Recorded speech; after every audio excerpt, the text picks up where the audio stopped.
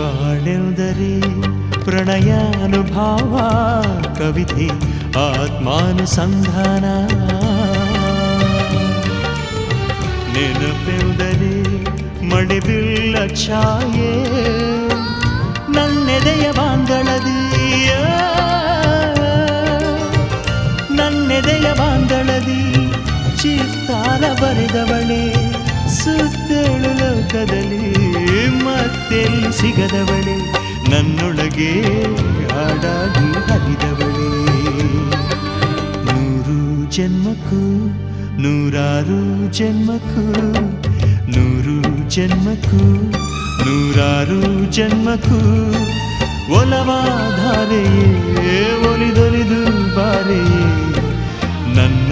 ಆತ್ಮ ನನ್ನ ಪ್ರಾಣ ನೀನೆಂದು ನೂರು ಜನ್ಮಕ್ಕೂ